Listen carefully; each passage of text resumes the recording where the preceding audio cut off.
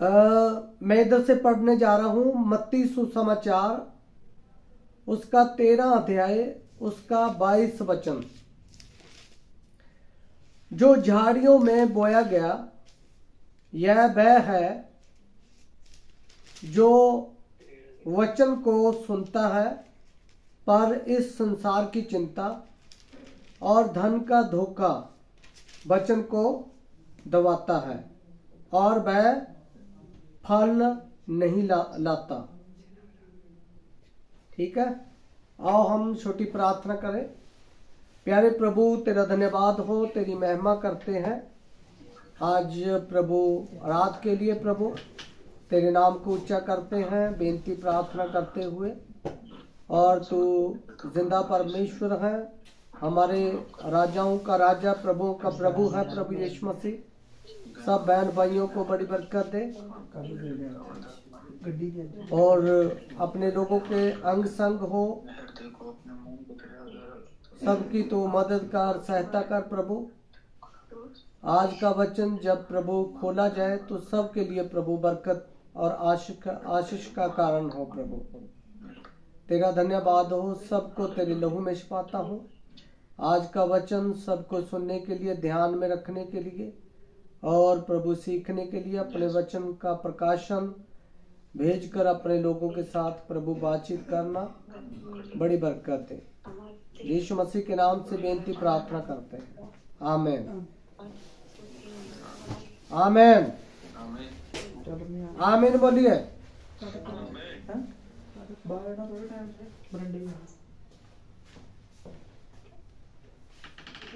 Hallelujah. गड्डी ले। और जो गलती है हमारे में, अगर उसको बता दिया जाता है तो उसका सुधार भी साथ साथ में हो जाना चाहिए। ठीक है, मैं कहा ठीक है।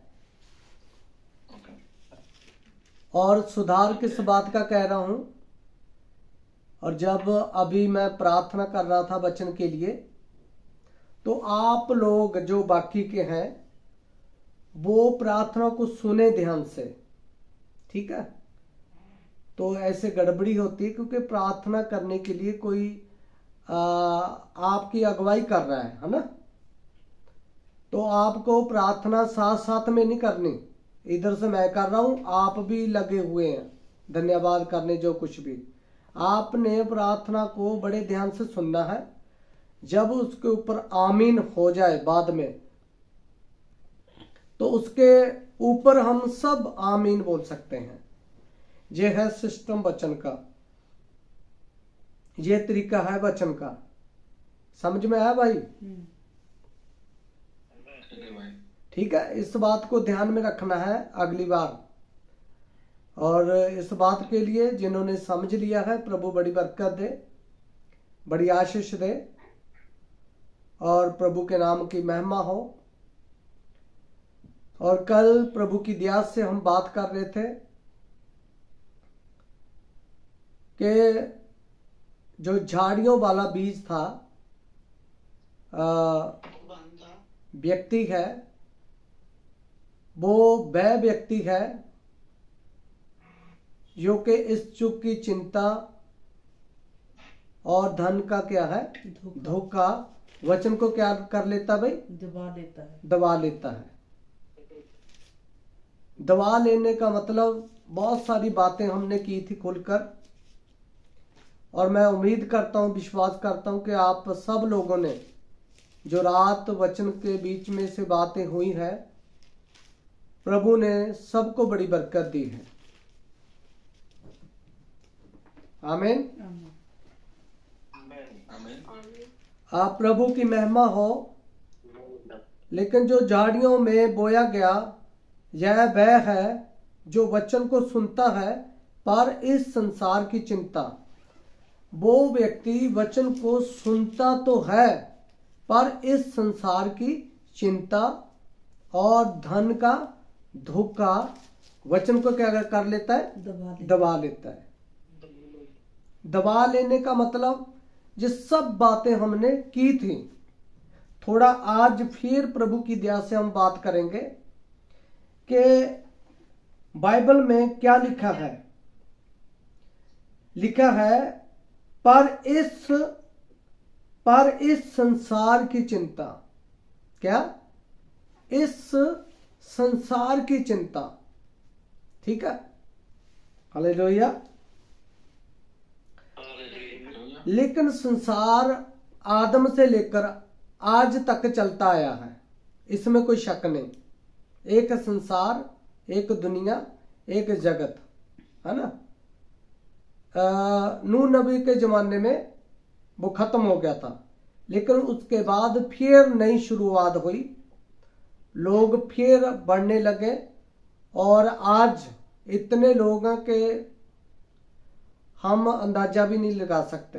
कोने कोने में दुनिया बसी हुई है, हर कंट्री का नाम है, देश विदेश राष्ट्र हैं और सब चीजें जो हम देख रहे हैं। लेकिन आज हम इसी के ऊपर फिर बात करने के लिए जा रहे हैं, जितना भी प्रभु की ओर से हमें मिलेगा। यहां पर लिखा है, इस संसार की चिंता। मैं क्या कह रहा हूं कि संसार आदम से लेकर आज तक क्या है, चलता आ रहा है। लेकिन संसार में संसार जगत, है ना, जहां जुग, संसार जगत जहां जुग। ठीक है, एक ही बात है, क्योंकि समय समय से इंसान आता है और चला गया, आया दुनिया में चला गया, आया और चला गया, ऐसे चलता रहा। लेकिन मैं आपको बताना चाहता हूं, इस संसार को अब हम खोलेंगे, है ना। क्या करेंगे? संसार को अगर हम खोलेंगे नहीं तो हमको कभी सब बातों के बारे में पता नहीं चल पाएगा, है ना, कि संसार की चिंता क्या है। संसार की भाई चिंता क्या है। ठीक है, बहनों के लिए, भाइयों के लिए वचन है। आप प्रभु का धन्यवाद हो सब बातों के लिए। तो मैं इधर से प्रभु की दया से रोमियो की पत्री में से पढ़ूंगा आप लोगों के लिए। रोमिया 12 अध्याय में से पढ़ूंगा, 12:2 में। इस संसार के सदस्य ना बनो। हालेलुया। क्या भाई? सदस्य। यहां पर लिखा, इस संसार के सदस्य ना बनो, यानी कि बात चिंता की है। अगर कोई चिंता करता है तब वो मेंबर किसका बन गया भाई? संसार का। किसका? संसार का। तो हम प्रभु के मेंबर बनना है या संसार के?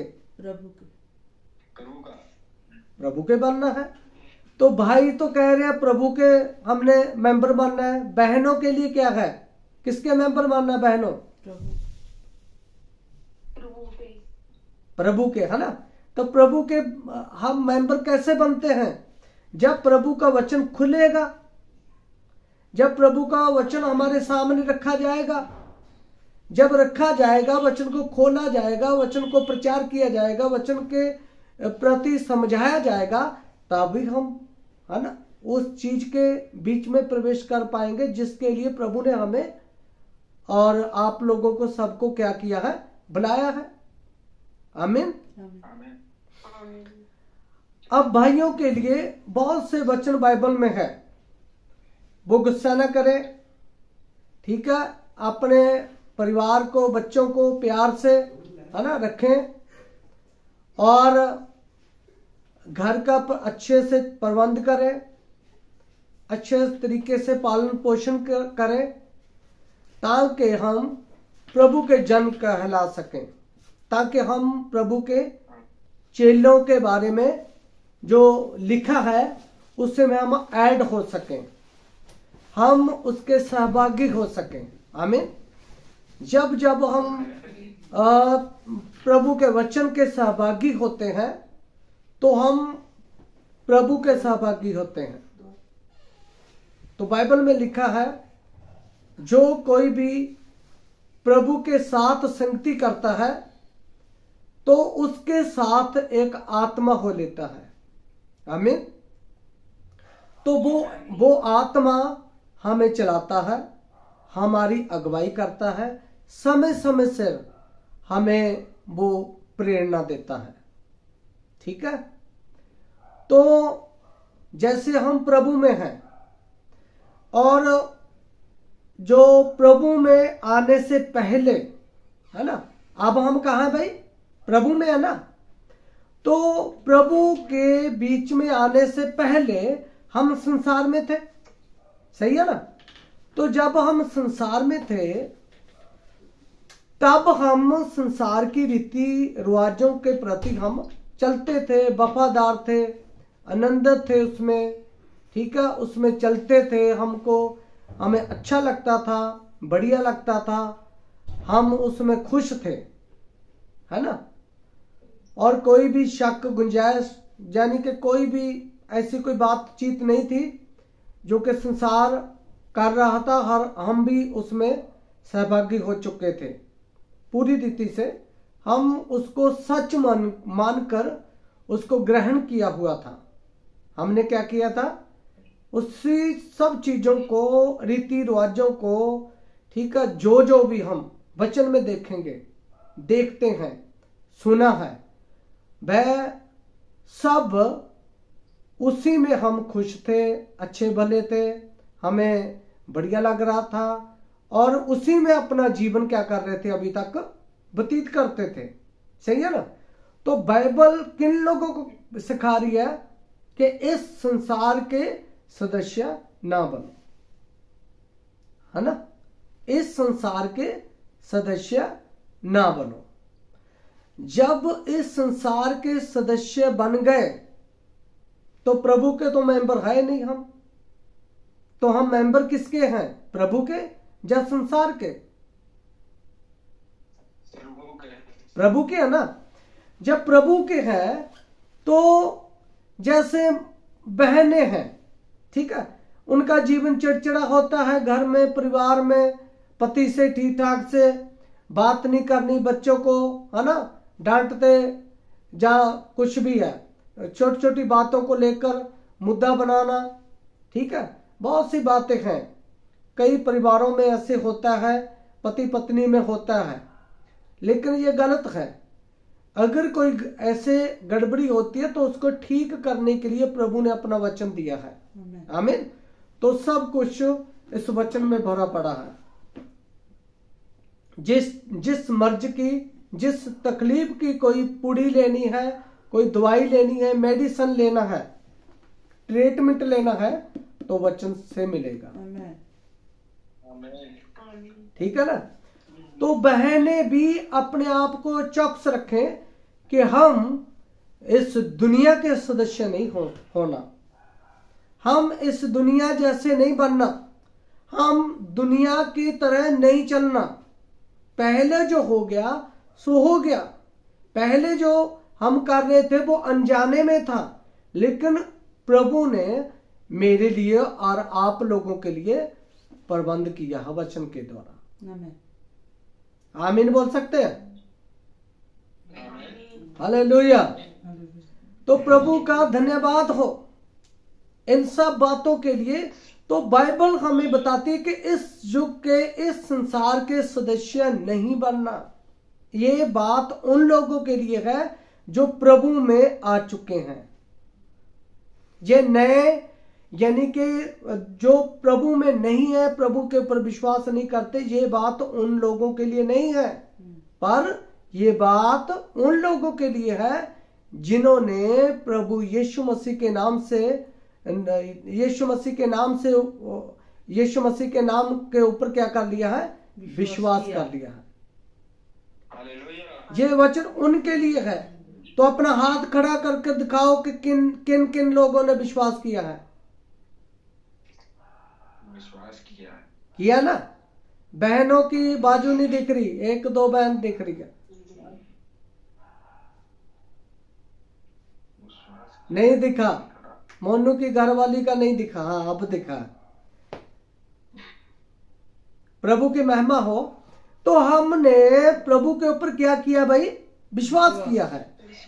तो हम कह रहे हैं, हमको ये पता बताया गया है, शिक्षा दी गई है, शिक्षा मिली है कि हम सब मिलकर, बच्चे बुजुर्ग बहन भाई कुल मिलाकर क्या है? यीशु मसीह की दुल्हन है।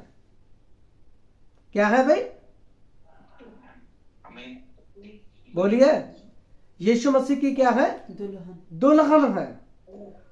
तो जब एक पत्नी अपने पति के अधीन रहती है, जो शारीरिक पति है उसकी पत्नी उसके अधीन रहती है, तो मेरे लिए और आप सब लोगों के लिए जो प्रभु के अधीन होना चाहते हैं, जिनको ये प्रकाशन हुआ है कि मैं यीशु मसीह की क्या हूं? दुल्हन हूं।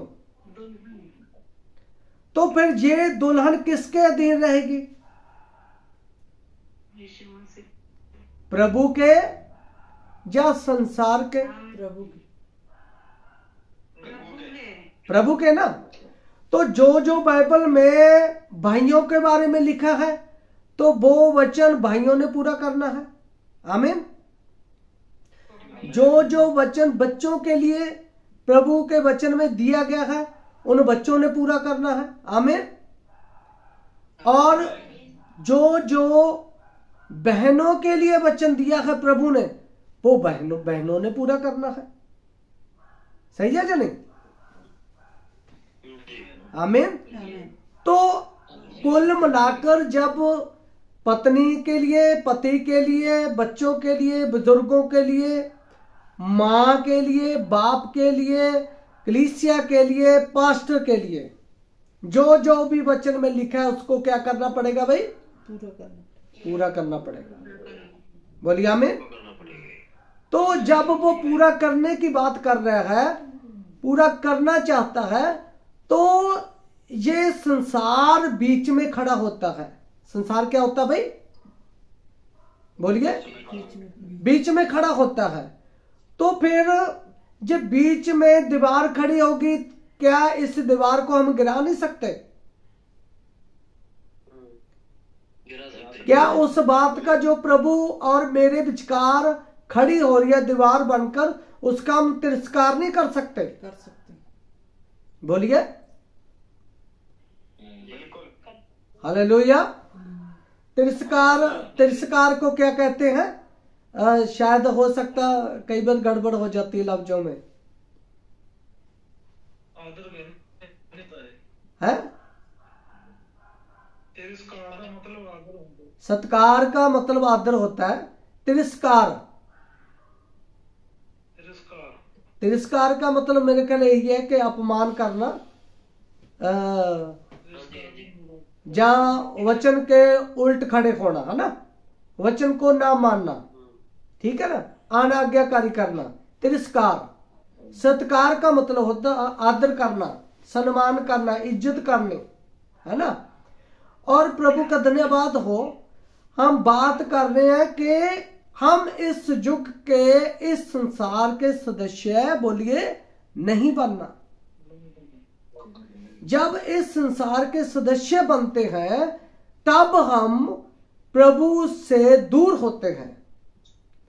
तो हमारी जिंदगी में दुनिया के विषय होते हैं, दुनिया के तौर तरीके होते हैं, दुनिया का चाल चलन होता है, दुनिया की भावनाएं, दुनिया का चरित्र, दुनिया का करैक्टर, उसके यानी के गुण, ठीक है, सब दुनिया जैसे होते हैं, ना कि बाइबल के मुताबिक। पर प्रभु का वचन हमें सिखाता है कि इस युग की चिंता, इस संसार की चिंता और धन का धोखा क्या करता है? वचन को दबा लेता है। पर प्रभु जिसके पास आता है अपना वचन लेकर, वो आमीन बोलता है, उसको ग्रहण करता है। ग्रहण करने के ऊपर रात कितनी गहरी बातें, बहुत सी बातें की गई हैं, और प्रभु ने आप सबको बड़ी बरकत भी दी है। आमीन। लेकिन मैं एक उदाहरण देना चाहता हूं, एक स्त्री की उदाहरण बाइबल से, जिसका नाम रूथ था। जिसका नाम क्या था भाई? रूथ था। और लिखा है बाइबल में कि उसका पति मर गया। उसका पति क्या हो गया? मर गया। और उसकी एक सास थी जिसका नाम न्योमी था। लेकिन वो रूथ का पति जब मर गया तो उसकी सास ने कहा कि अपने पड़ोस में, अपने गांव में, अपने इलाके में, अपने मैके में वापस चली जा।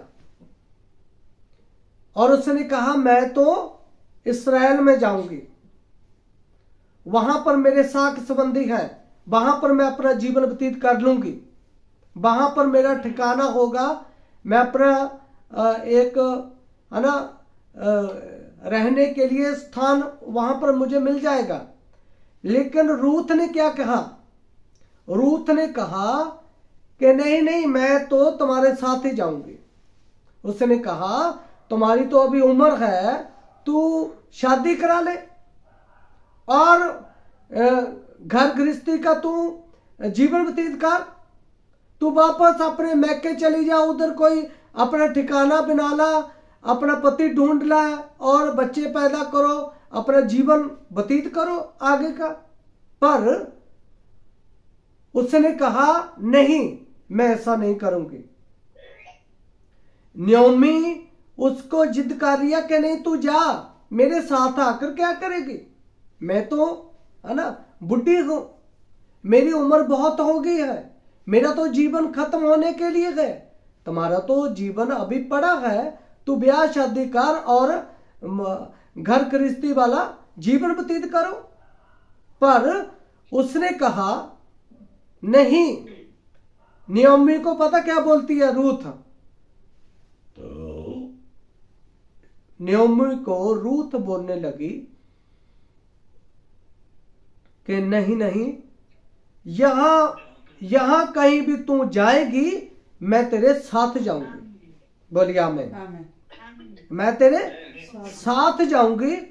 और उसने कहा अगला काम जो उसने बोला कि यहां कहीं भी तू जिस परमेश्वर की भक्ति करेगी, जिस प्रभु की तू आराधना करेगी, मैं भी उसे प्रभु को आराधना दूंगी, उसे प्रभु की स्तुति बढ़ाई प्रशंसा करूंगी, उसी की मैं भक्ति करूंगी।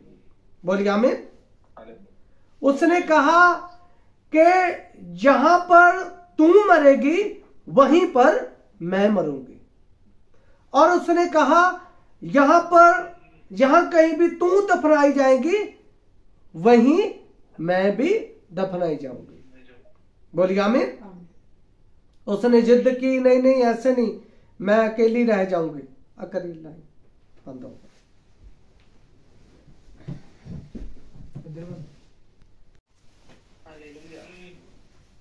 और प्रभु का धन्यवाद हो, जो मेरे सामने है उनमें से कौन रूथ है?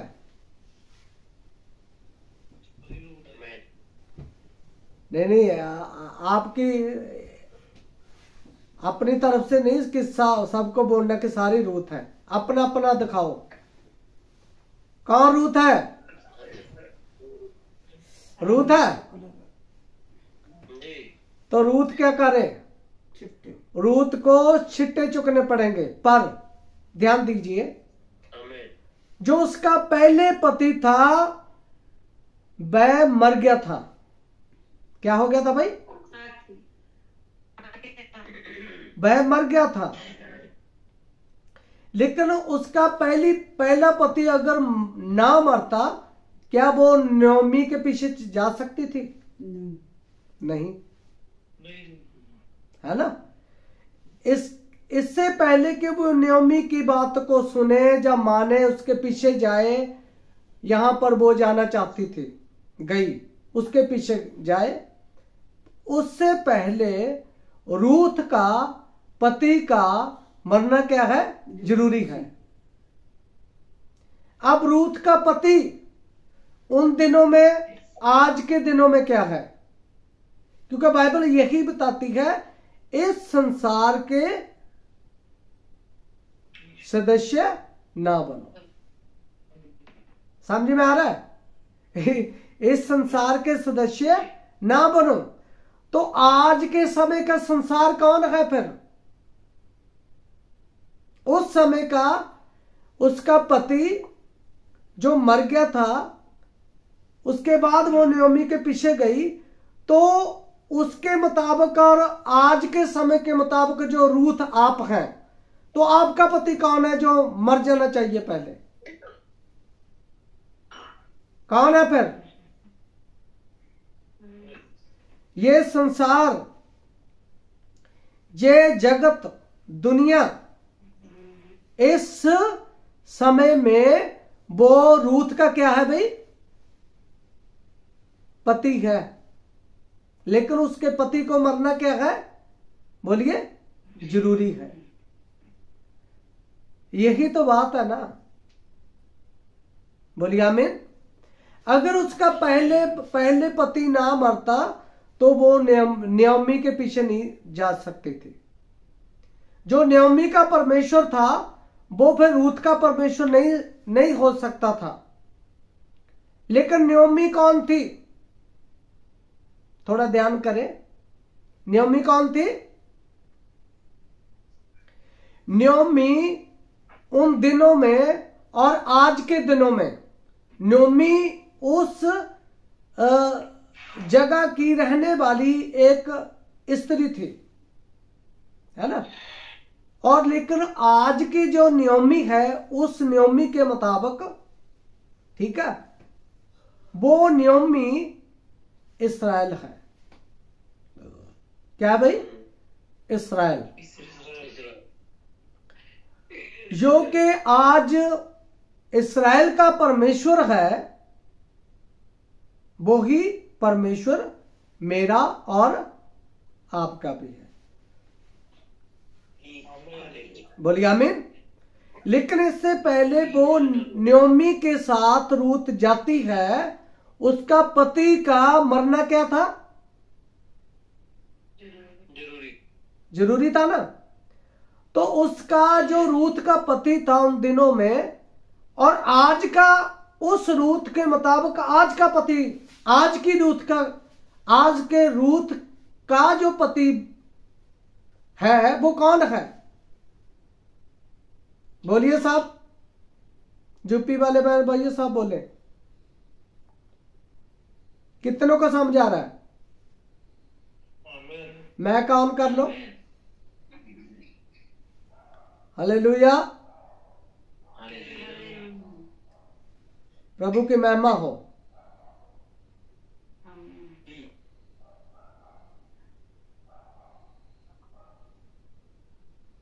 इस समय भाई उसका मोन्नू नाम है, वो नहीं मेरे ख्याल जुड़ा।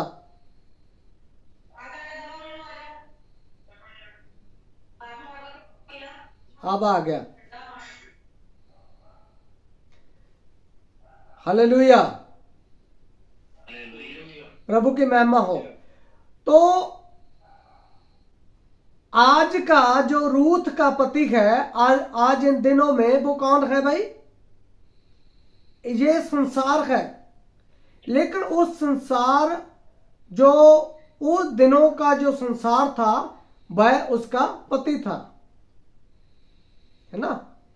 अगर उसका पति ना मरता तो वो नयोमी के पीछे कभी भी जा नहीं सकती थी। ऐसे ही आज मैं और आप क्या है भाई? रूथ है। तो इससे पहले कि हमारा यीशु मसीह हो, यानी कि पति, हमारा यीशु मसीह पति हो, है ना, उससे पहले हमारा जो पहले वाला पति है वो क्या होना चाहिए? सब बोले, वह मर जाना चाहिए। क्या होना चाहिए भाई? वो मर जाना चाहिए, क्योंकि जब तक वो मरता नहीं तब तक वो अपनी पति को नहीं छोड़ सकेगी। बाइबल यही बताती है। अगर किसी पत्नी का पति जिंदा है तो अपने पति के जीते जी अपने पति को कभी छोड़ नहीं सकती। अगर, है ना, छोड़ नहीं सकती, ना ही दूसरी शादी करा सकती है। कब तक? जब तक उसका पति ना मरे तब तक वो अपने पति के बंधन में है। हालेलुया। तब तक क्या भाई? वो अपने पति के बंधन में है। तो रूथ का पति मर गया था, इसीलिए तो वो चिंता फ्री हो गई। बोलिए आमीन। इसीलिए तो वो आजाद हो गई, इसीलिए तो उसने चलने के लिए फैसला किया, प्रण किया कि मैं तेरे साथ जाऊंगी। हालेलुया। जो नयोमी का परमेश्वर है वो ही परमेश्वर रूथ का भी है। जो उस रूथ का प्रभु था वो ही रूथ आज भी है। इस रूथ का भी वही परमेश्वर है जो कि नयोमी का था। हालेलुया। लेकिन जब तक रूथ का पति मर नहीं गया तब तक वो छुटकारा अपने पति से नहीं पा सकती थी। यानी कि आज की रूथ, आज की दुल्हन, आज की कलीसिया, आज का विश्वासी, अगर उसका पहले वाला पति अर्थात संसार नहीं मर जाता तब तक वो अपने पति के बंधन में है।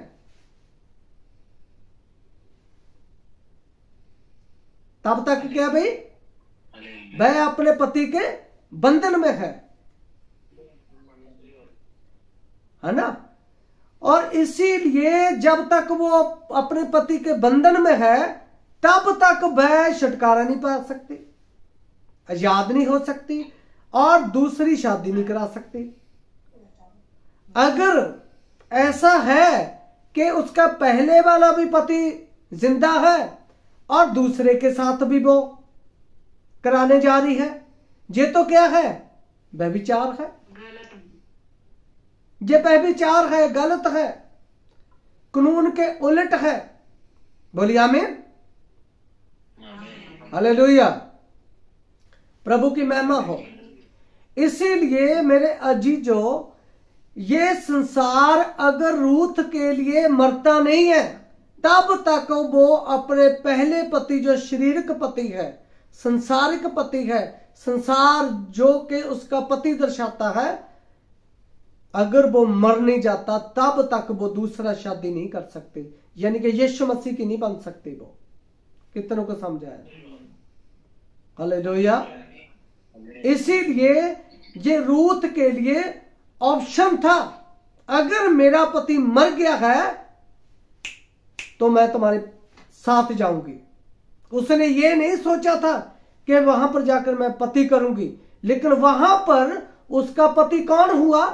जिसका नाम बोआज था।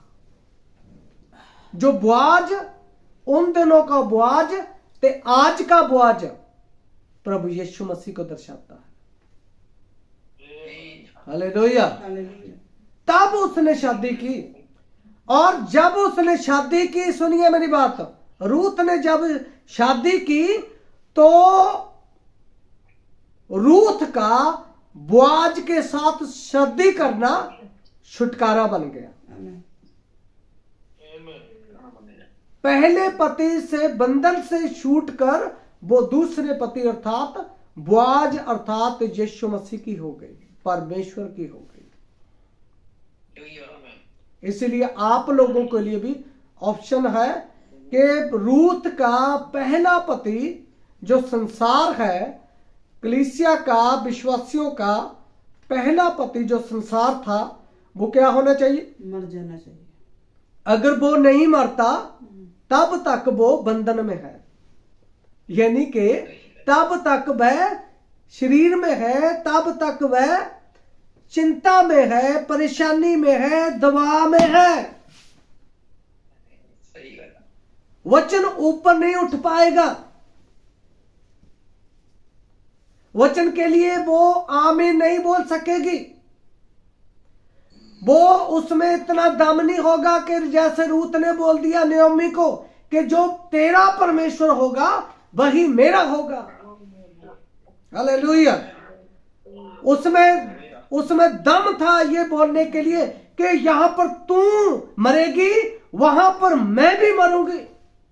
उसमें दम था, उसमें ताकत थी, हौसला था, उसका अधिकार था, क्योंकि वो पीछे पहले वाले संसारिक पति से, शरीर के पति से क्या पा चुकी थी वो? छुटकारा।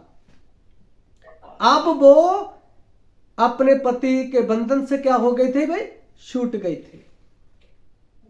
इसलिए मेरे जीजो, आज बहनों भाइयों के लिए जो मसीह में आ चुके हैं, उनके लिए प्रभु छुटकारा भेज रहा है। प्रभु आज कलीसिया का दूल्हा है, उसका हस्बैंड है, उसका पति है। बोलिए आमीन। अगर वो पहले वाले पति जो संसार के साथ वो रह रही है और यीशु मसीह के भी साथ चल रही है, वह क्या है? व्यभिचार है। वो अपने पति से नहीं छूटी, उसके बंधन में अभी संसार के बंधन में है।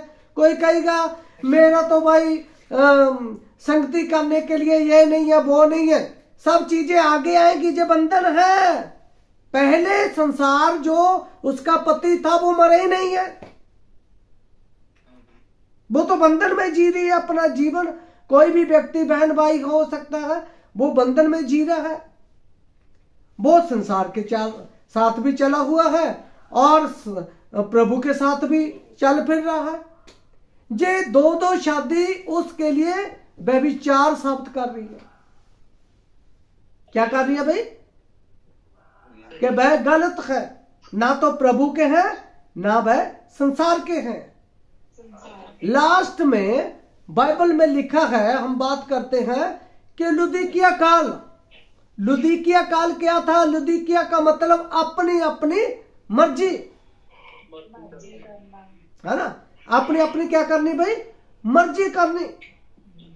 ये संसार में है, अपनी अपनी मर्जी करनी कहां पर है? संसार में है। तो बाइबल में यीशु मसीह ने अपने चेलों के साथ जो प्रार्थना की थी और प्रार्थना सिखाई थी, है ना, शिक्षा दी थी, क्या कहा था? है ना, जो पिता स्वर्ग में है ना, उसका नाम पवित्र माना जाए। जैसे उसकी मर्जी स्वर्ग में पूरी होती है, तो उसने कहा था इस जमीन पर भी हो। बोलिए आमीन, हालेलुया।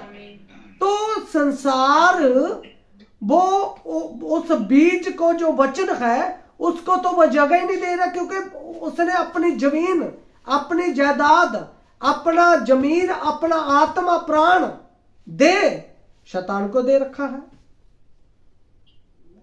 तो जिस चीज के बारे में वो पैर रखता है, सोचता है, विचारता है, देखता है, कल्पना करता है, सुनता है और सहभागी करता है, सहभागिता जताता है, तो वो उसी के साथ खड़ी है। फिर ये तो गड़बड़ है, ये तो बहुत बड़ी समस्या है, ये तो समझ ना आने वाली बात है, यही तो चिंता का विषय है। कितने लोग को समझ आ रहा है?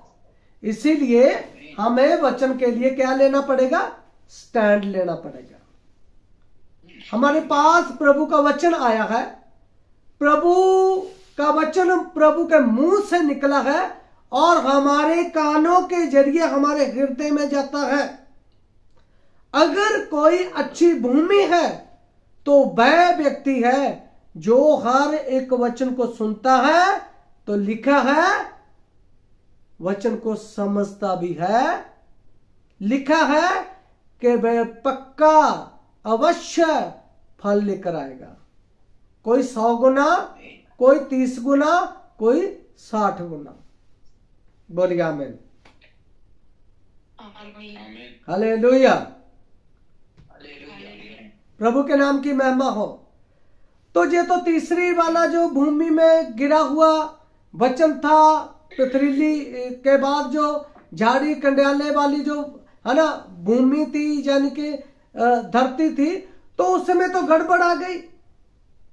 वो तो दबा हुआ इंसान है, प्रभु में आकर भी वो उठ नहीं पाता, है ना, क्योंकि उसने अपना पति स्वीकार कर लिया। किसको भाई? चिंता का विषय क्यों बना? उसके लिए चिंता का विषय क्यों बना? धन का धोखा उसके ऊपर दबाव क्यों डालता है? क्योंकि उसका ध्यान लूत की पत्नी के समान संसार की तरफ था। कितनों को समझा रहा है? कहां था भाई? संसार की तरफ था।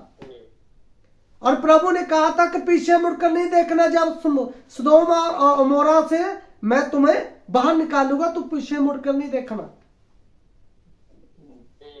समझ में आया? हालेलुया। तो उसने पीछे मुड़कर देखा तो उसका भला हुआ या नुकसान? बोलो। उसका तो नुकसान हो गया। ऐसे ही क्योंकि उसका संसार पहले वाला पति मरा नहीं था, वो देखना चाहती थी, इच्छा रखती थी अपने जीवन में कि मेरा पति कैसा है। सदोम और अमोरा कहीं गरकता नहीं हो गया, मर तो नहीं गया। लेकिन प्रभु ने जो बोला था वही होना जरूरी था ना। उसने यकीन नहीं किया, वचन के ऊपर विश्वास नहीं किया। तो हम अगर कोई कहे मैं तो प्रभु का विश्वासी हूं, मैं तो प्रभु की विश्वास करती हूं, ऐसे कैसे हो सकता है? पहले वाला पति तो मरा नहीं। कौन भाई? संसार। संसार तो मरा नहीं भाई, जो पहले वाला पति था। तो उसका दूसरा पति जो यीशु मसीह को प्रभु कर जान लिया है, ग्रहण किया है, तो ये बात कैसे पूरी हो सकती है? अगर ऐसे है तो वह व्यभिचार है। पहले वाला भी जिंदा है और दूसरे वाला तो जिंदा है। पहले वाले का भी साथ नहीं छोड़ा तो दूसरे वाले के भी, यीशु मसीह के भी साथ चिपके पड़े। ऐसे ये दोनों काम नहीं चलेंगे, एक ही चलेगा। कितनों को समझा रहा है? इसलिए बहनों को कैसे होना चाहिए? तिमोथियुस, पहला तिमोथियुस की पत्री 2 अध्याय, उसका दूसरा अध्याय पढ़ लेना बाद में। बंदों को कैसा होना चाहिए? मनुष्य को, आदमी को, और औरतों को, बहनों को कैसे होना चाहिए, जो बाइबल सिखाती है। बोलिए आमीन। हालेलुया। कितनों को समझ आया वचन? ये कहानी थी कि इस संसार के सदस्य ना बनो। अगर संसार के सदस्य मेंबर बनते हैं, वह हमारा पति बनता है, फिर पति ठहरता है। अगर वह पति ठहरता है तो यीशु मसीह हमारा पति कैसे हो सकता है भाई? क्योंकि बाइबल मांग करती है कि तुम्हारा एक ही पति होना चाहिए, तुम्हारी एक ही पत्नी होनी चाहिए, एक ही पति होना चाहिए। सही है? कितने लोगों को प्रभु का वचन समझ आया? हाथ उठाकर। हालेलुया। तो ये बात बड़े जहन में रखनी है, गहराई में रखनी है कि हमारे लिए संसार क्या हो गया? खत्म हो गया और हम प्रभु में जी उठे हैं। बोलिए आमीन। जी उठना कब होता है प्रभु में? जब प्रभु यीशु मसीह के नाम से हमारा क्या हो जाता है? बपतिस्मा। फिर हम मसीह में जी उठते हैं।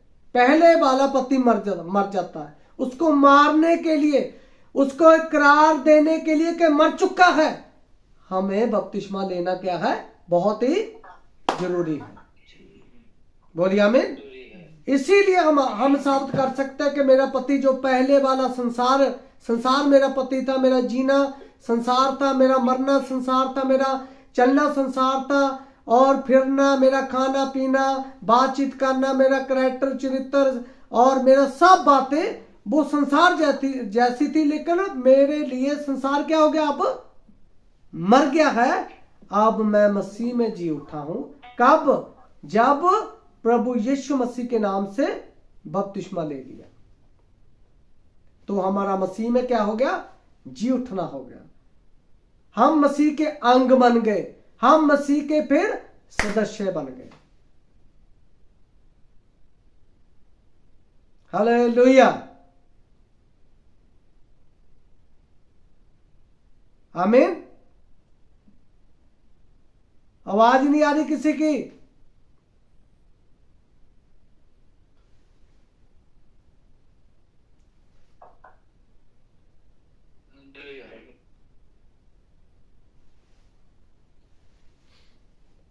हॉटस्पॉट कर ले।